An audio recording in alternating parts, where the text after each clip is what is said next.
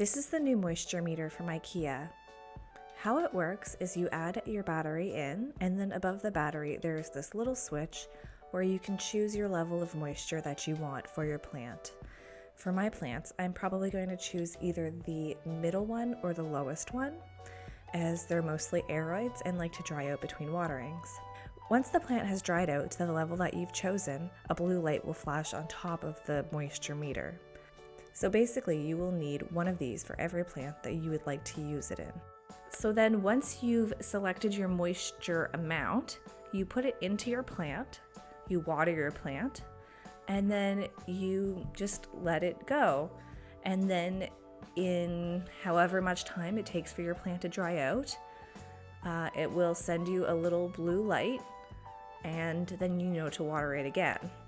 So basically what I found is this product really only works in soil mixes that are really dense. So these are the kind of soil mixes that you will see plants come in from the store, not necessarily your aeroid mix that you're mixing at home.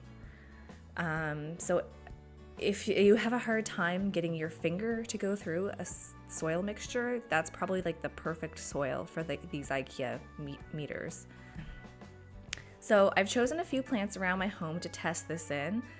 Basically what you do is you put it in, and then you have to water your plant right away. And you water the plant until the blue light goes away. Sometimes this does take a while, because if you pour water onto your plant, the water needs to soak in through all of the soil to get down to where the moisture meter is reading from.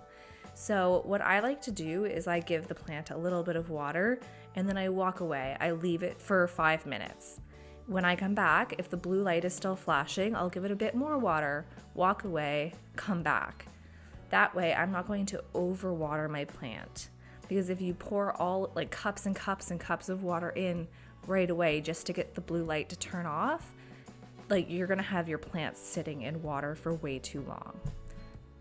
So this plant here is a Philodendron Silver Stripe or Philodendron Rio. It is closely related to the Brazil, however the leaves have a white stripe versus a yellow stripe. I put the moisture meter in this plant about a week and a half ago, and right now it is flashing blue, so that means that it needs more water. I'm just going to go ahead and water it the first time here.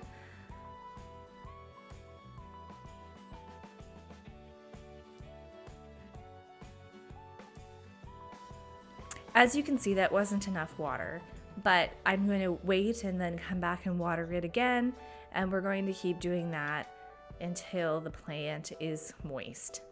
I've also added my actual moisture meter here to try to get a reading on if I'm overwatering it, because there's so many leaves, like this plant is so dense, I'm having a difficult time telling how much water I'm actually putting in there. But so far, this IKEA moisture meter has been pretty good. I do find that it takes quite a bit more water than I'm used to using for my plants to get the blue light to turn off. But on the plants that I have it in, it has reminded me to water them more often than I would water them.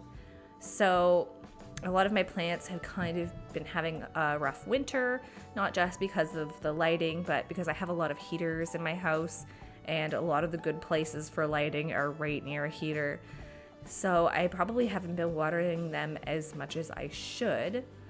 I did have one of these moisture meters in my Monstera, and it actually reminded me to water it a couple of times so far, a couple of times just in the week and a half, which is way more than I normally would have done.